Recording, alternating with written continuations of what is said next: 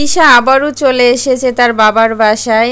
আর এবার কিন্তু আসতে চাইছিল না। যাই হোক, আহাদ অনেক জোরাজোরি করছিল যে যাও তোমার বাবার বাসায় ঘুরে আসো। তিশা আসতে ভয় পাচ্ছিল, কারণ আহাদের চরিত্র কিন্তু একদমই খারাপ, চরিত্র ভালো না। তো তিশা কিন্তু বলছিল যে আমি বাবার বাসায় চলে গেলে তুমি আবার বাসায় মেয়ে আনবা না তো। যাই হোক, তোমাকে বলে বিশ্বাস নাই। তিশা কিন্তু আহাদকে একদমই বিশ্বাস করে না। এরা ভিতরে ভিতরে কিন্তু এদের দ্বন্দ্ব চলে। তারপর তিশা যেহেতু আহাদকে একদমই বিশ্বাস করে না, তো এদের ভালোবাসায় কি এরা ভিউয়ের জন্য আর কি সামনে এসে সবার সামনে ভিডিও করে দেখায় যে আমরা হাজব্যান্ড ওয়াইফ কত সুখী।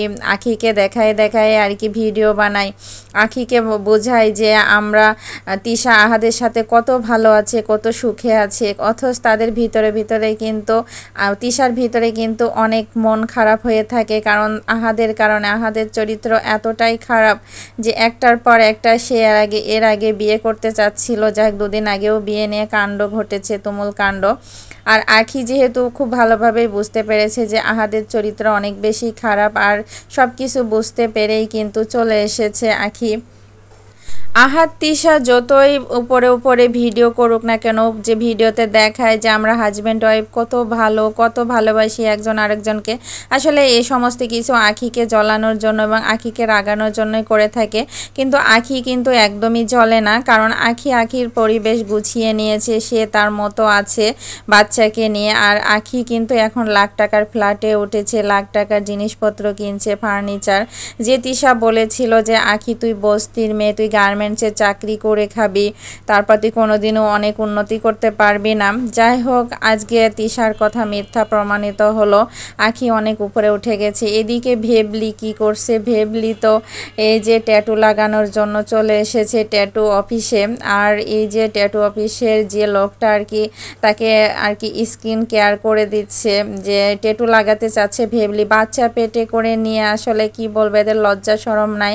যাই হোক, নাচানাচি করে আবার এই যে আসছে ট্যাটু লাগাতে। যাই হোক, রাজা কিন্তু ওকে অনেক বোঝানোর চেষ্টা করছে, তারপরেও বুঝতে চাইছে না। অবশেষে কিন্তু সে বুঝেছে, তো স্কিন কেয়ার করে তারপরে চলে আসছে।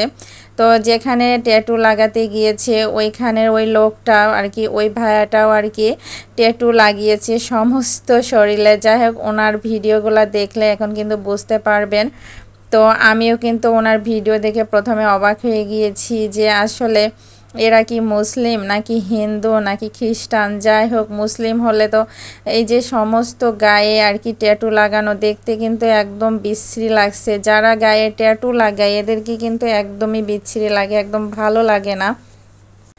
এ সময়ে রাজা ভেবলির আসলে অতিরিক্ত পরিমাণ বাড়াবাড়ি হচ্ছে, কারণ বাচ্চা পেটে করে নিয়ে তাদের এই যে অফিসে এসে এগুলা করা কিন্তু একদমই ঠিক হচ্ছে না। তারপরে সবাই কিন্তু এদেরকে খারাপ বলছে। আর এই যে নাচানাচি করে দুদিন পর পর ভিডিও করে টিকটক করে, আসলে টাকা এদের এত বেশি প্রয়োজন, তো টাকার জন্য এরা এতটা নিচে নামতে পারে। এরা যে ভুল করছে, তো এই ভুলের মাসুল কিন্তু এদের দিতে হবে।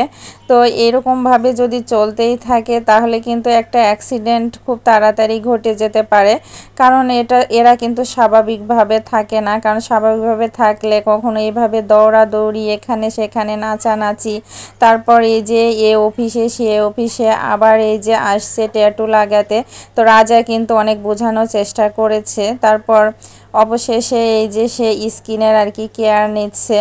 যাই হোক, ভেবলি স্কিনের কেয়ার নিচ্ছে, কিন্তু এই যে এই লোকটাকে দেখেন কীরকম বিশ্রী লাগছে। আসলে দুই হাতে তারপরে ঘাড়ে ট্যাটু লাগিয়েছে সমস্ত শরীরে, তো দেখতে কিন্তু একদমই বিশ্রী লাগছে। আর এই অবস্থায় ভেবলি কিন্তু এরকম করাটা একদমই ঠিক হচ্ছে না। যেহেতু ভেবলির বাচ্চা হবে, অন্তত বাচ্চার কথা চিন্তা করে ভালোভাবে থাকা বা ভালো কিছু দেখা বা এরকম করাই কিন্তু উচিত। কিন্তু ভেবলি রাজা এগুলা কিন্তু বুঝতে চাইছে না।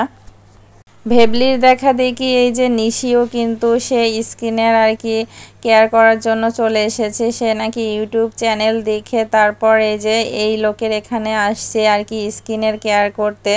তো প্রথমে কিন্তু এরা ট্যাটু লাগানোর উদ্দেশ্যে আসছিল। তো ট্যাটু লাগালে কিন্তু এদের একদম এমনিতেই ডাইনি ডাইনি লাগে, আরও বিশ্রী লাগতো। আর তার উপর আবার বাচ্চা পেটে, সি সি সি, এদের লজ্জা শরম নাই। লজ্জা শরম থাকলে এরা কখনো এরকম করতে পারতো না।